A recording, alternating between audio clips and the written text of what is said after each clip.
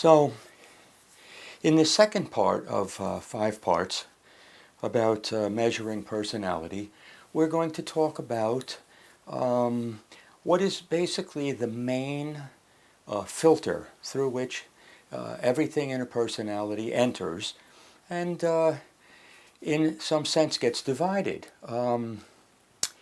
This is called character type. And character type is a reference to your sense of who has needs. Now, as I've mentioned, all these measures are tipping point based, and so what are the 2 tipping points here in character type? The first one is I sense I have needs, and I call this a me state. I am the one with needs, me. And a you state. I sense that you have needs. So this is the division. And again, if you were to physically mimic this by looking at yourself or looking at others, you can easily see that, like a coin toss that's landed, it's one or the other, not both. It cannot be both. You cannot look in both directions at the same time. And now we're talking about experience. We're not talking about that the mind can somehow manage to work around those limitations. We're talking about personality.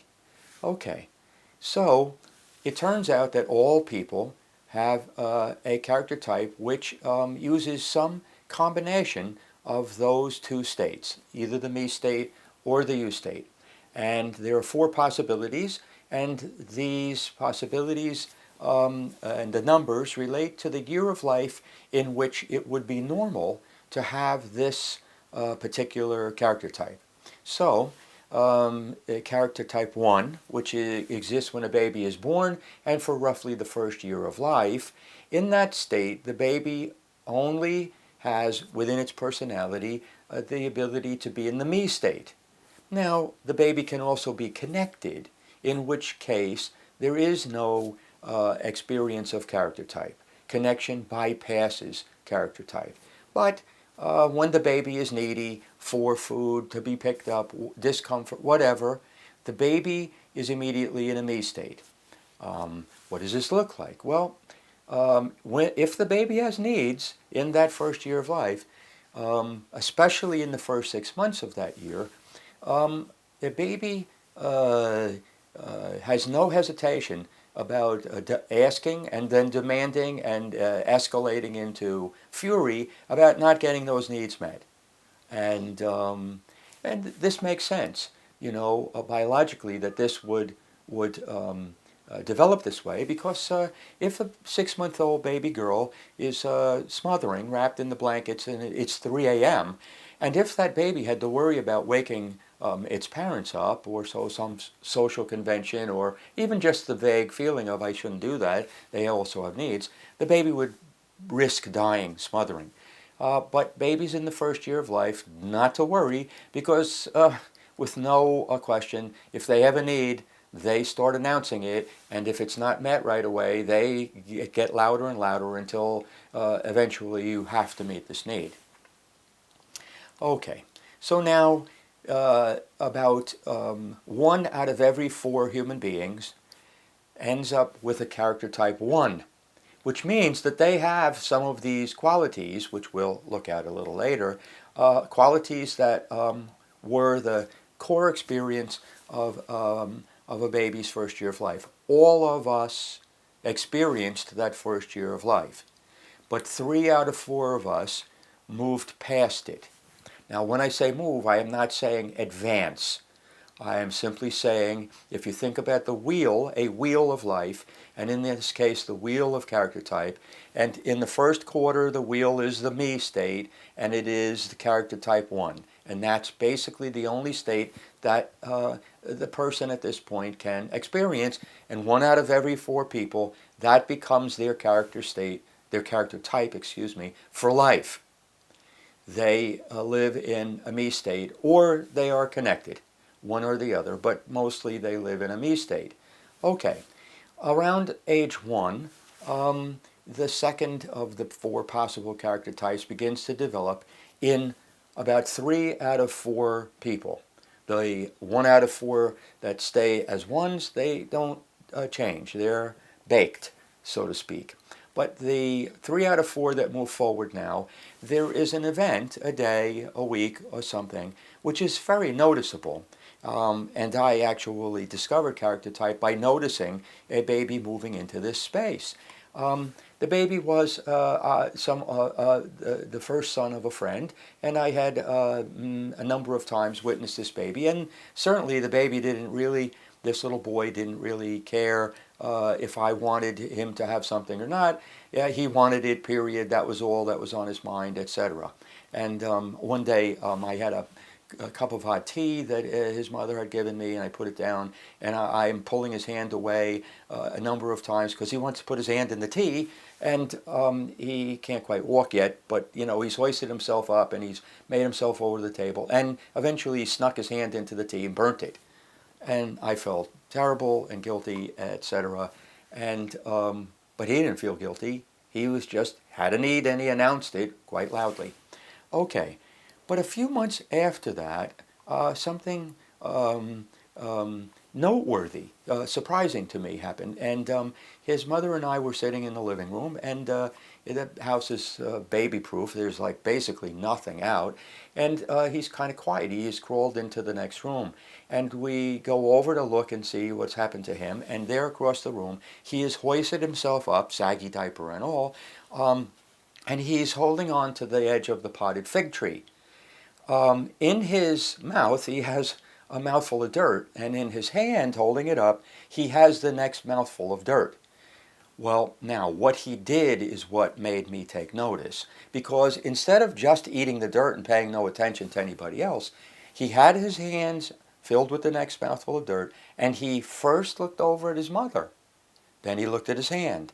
Then he looked at his mother. Then he looked at his hand. Now, anybody who's been around children has seen this occur. However, the significance of it goes by just about everyone, and had included it gone by me as well until that point. And so what does it mean? It means that the baby now has this a realization that other people can also have needs, and they look in the direction of who might have the needs. Now, of course, this is a baby, and babies want what they want. However, when they notice other people are coming into their, environment when they want something, and it's the mother or somebody significant, often, not always, those babies that have moved into this second year state will look out first at others, then at themselves, then out at others, and then at themselves. If the baby is thoroughly engrossed in the thing they're doing, they don't look out because they don't notice the other person is there. But this pretty much occurs all the time, that the baby knows someone else is there, and in which they have a need. Okay, so about 1 in 4 people remain in this state. They remain in a state where their first response to life is to look out at the needs of others. This is already beginning to reveal the pair of opposites here, because in people who are first year of life people, their first response whenever they feel needy is to look in at themselves. Me, who has needs? I have needs. Me. Okay, so now with the people who remain in the second year of life state, I call them twos, second year of life people.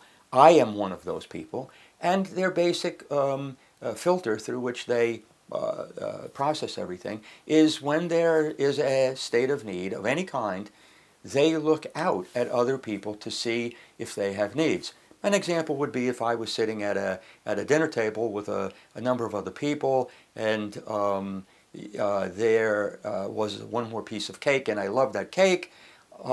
My urge to have the cake would then generate my looking around and probably asking, does anybody else want that piece of cake? This would not be coming from politeness or socialization. This would be coming from my character, from my personality itself.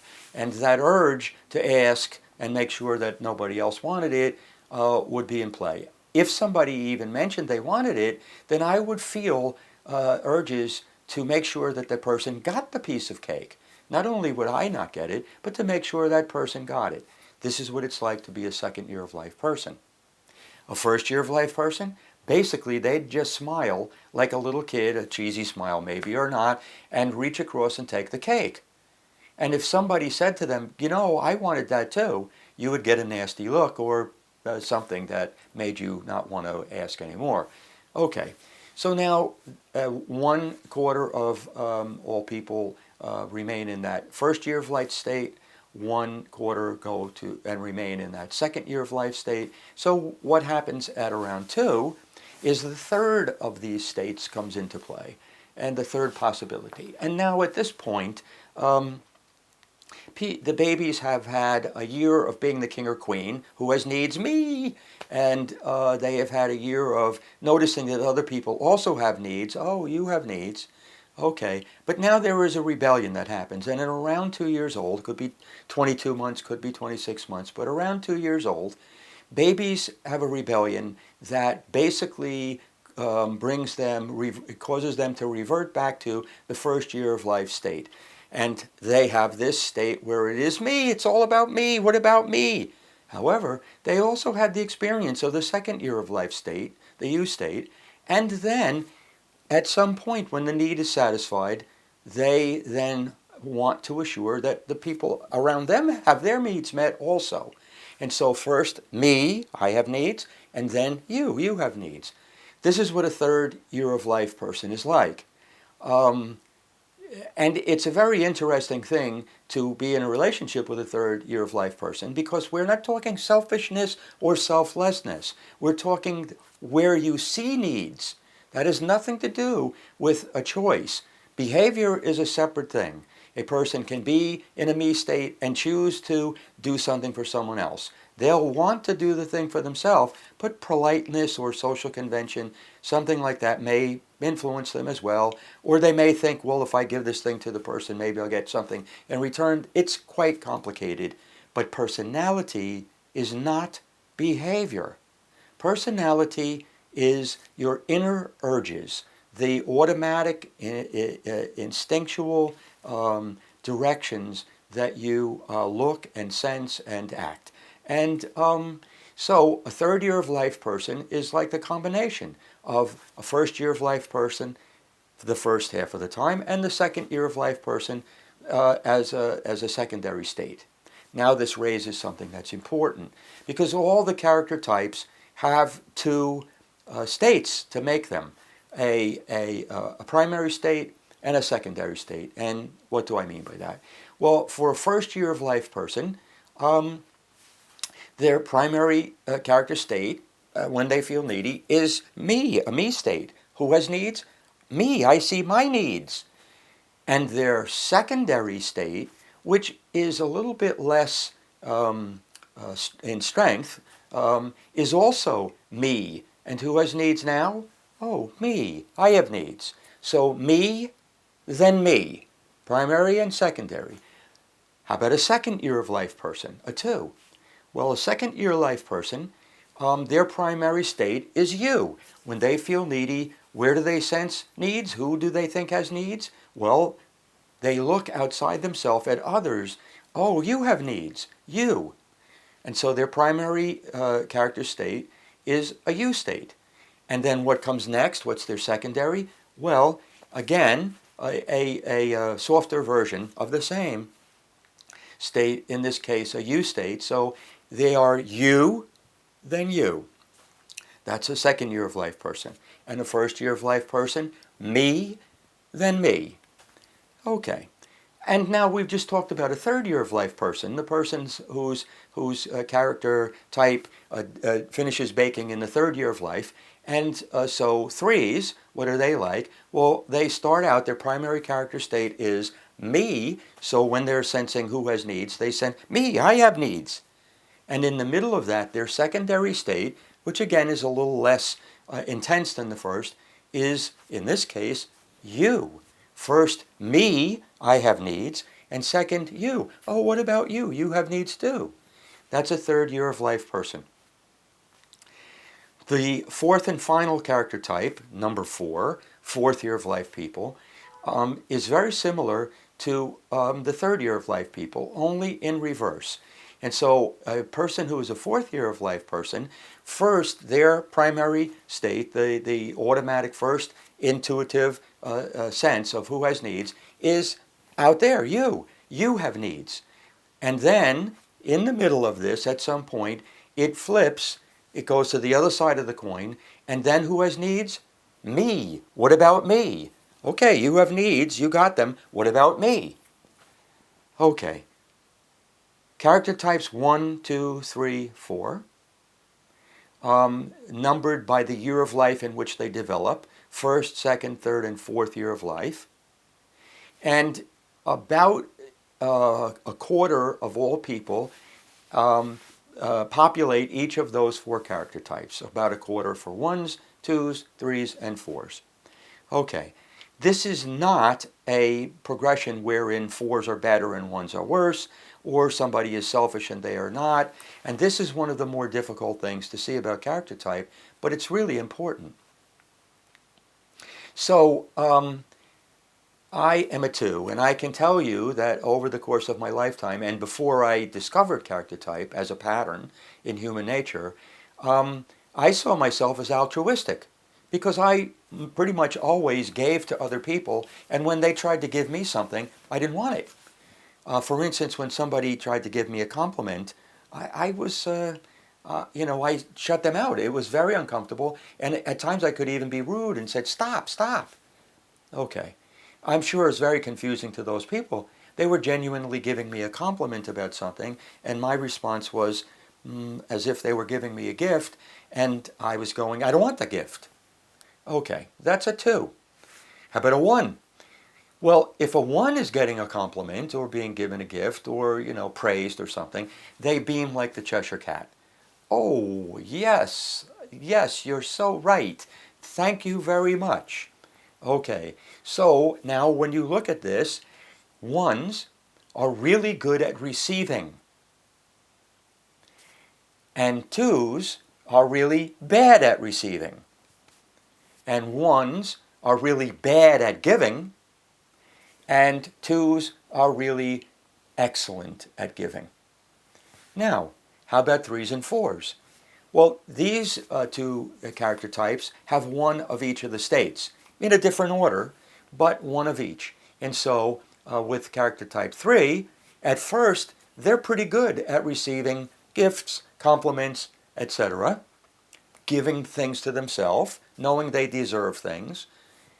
But then, in the midst of that, they recognize and switch to looking at other people and try and persuade them to also, what about you? You did well. You too. Okay. And in a fourth year of life person, it's the opposite. They, at first, are not so great at receiving compliments or gifts or things. They're not so great at receiving.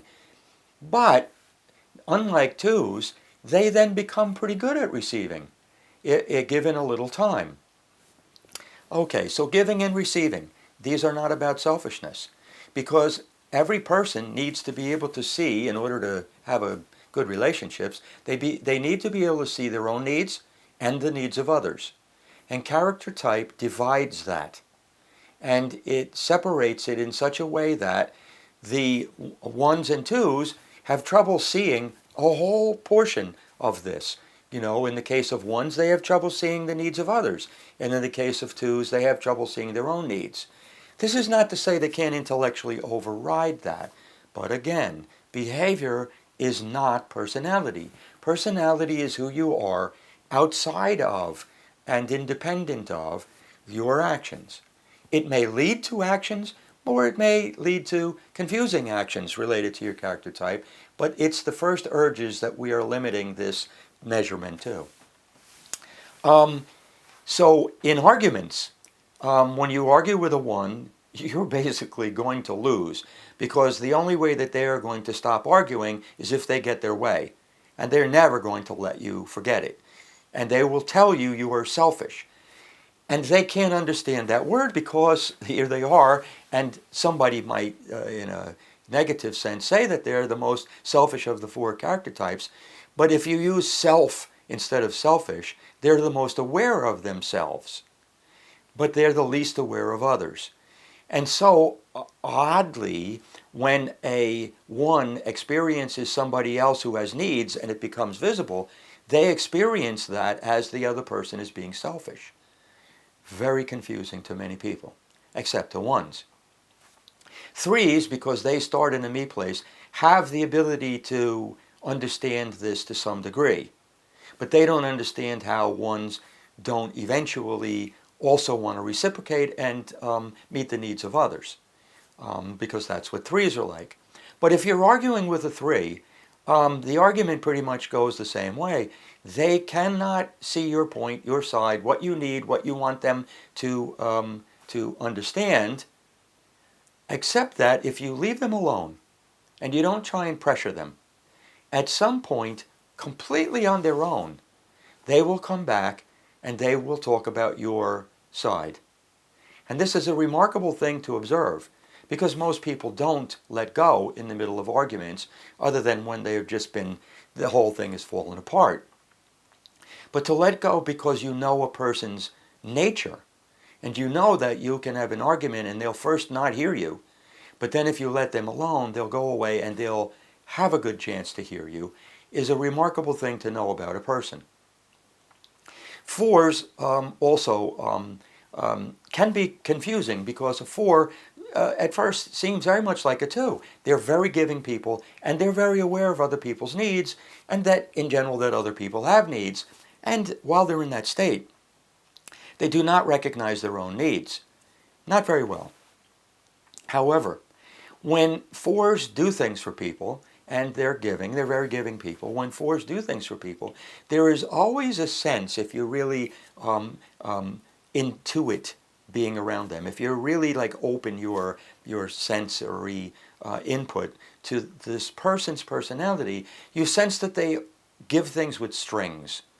They don't tell you that, they're probably not aware of that. But any four that I have ever said, you want to turn, and if you don't get it, you get really mad, they all laugh, because that's the truth. Okay, so now we have done the character types. One last thing before we go, because this needs to have a function in order for this to be worthwhile to put all your time into learning this. Okay, character type is the first determinant for romantic relationship. Aha, now some people are listening. So, how does that work? People who can be romantically attracted. This does not make the attraction, but it is the first test for attraction. Must and will be attracted to people who start in the opposite character state. Me first people will be attracted to you first people. And you first people will be attracted to me first people. So, the two me first character types are ones and threes, the odd ones. And the two you first character types, twos and fours, the even ones. And romantic attraction only occurs between those pairs of opposites. Opposites in this case attract. It does not make the attraction, it allows the attraction. So, many people have had a situation where they are single and they really would like to go out with somebody, and they meet somebody who on paper is perfect for them.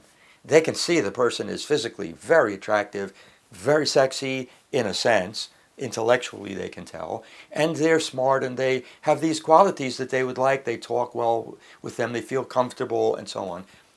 But there's no attraction. The first quality that disallows this is that the person's character type starts in the same place as yours. In this case, everything on paper is perfect, but there's no chemistry, meaning there's no oppositeness. Okay. There are two basic pairings, romantic relationships that basically fit together kind of by nature. Ones and twos are very much attracted to each other, and threes and fours are very much attracted to each other. On occasion, threes and twos get attracted. That might be the third most common, and ones and fours occasionally. But a lot of the world is ones and twos as a romantic relationship, and threes and fours. Okay. How about the experience when you are the same character type? Well, I have had many experiences where I am in the presence of a baby, 2, 3, 4 years old, and if the baby is a second year of life baby, the baby has an immediate comfort around me, and I have an immediate comfort around the baby. What does this mean? It means that you sense, even though you can see that babies are young, you do not sense age. With opposite character types, when you meet, you sense age, and it's not even necessarily in the chronological order. In other words, a person younger than you, who is the opposite starting point in their character type, may feel older than you, or they may feel younger than you, but you will sense age difference. And with the same starting points, the two evens or the two odds, you will feel the absence of age regardless of seeing that the age exists. And this creates an immediate comfort when you meet somebody. Now, obviously there is a lot to see about character type and how it plays out in human nature. But I want to stop now because it is very important that you simply get this brief recap. So, there are 4 character types. Each character type is made up of one or more of the 2 character states. A character state is the me state, I have needs, or the you state, you have needs. And when you are in that state, it's like a coin toss that has landed. You can only see one side of the coin at a time. Okay, so now the numbers come from the year of life wherein this character type gets finally baked. First, second, third, and fourth years of life, from birth to 1, 1 to 2, 2 to 3, 3 to 4. And the character types are numbered that way. Character type 1, 2, 3, and 4. Now each character type has a primary state and a secondary state. And ones are me, then me's. Who has needs? Me, then me. In a second year of life person, a character type 2, who has needs? You, then you.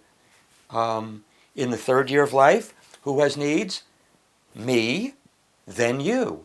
And in the fourth year of life, the fourth character type 4, who has needs? You, then me. Those are the 4 possible character types, and if you assess this logically, it's very obvious there can be no other combinations of 2 different things taken 2 at a time. There are 4 possibilities, not 3, not 5. And each of those possibilities is tipping point based, meaning that it can be clearly measured when situations are set up that function as if they're a coin toss. Where are you looking? In or out? Who has needs right now? You or me? So with that, that's the pretty much the introduction to the first filter in human nature, the first doorway through which life experience goes, character type.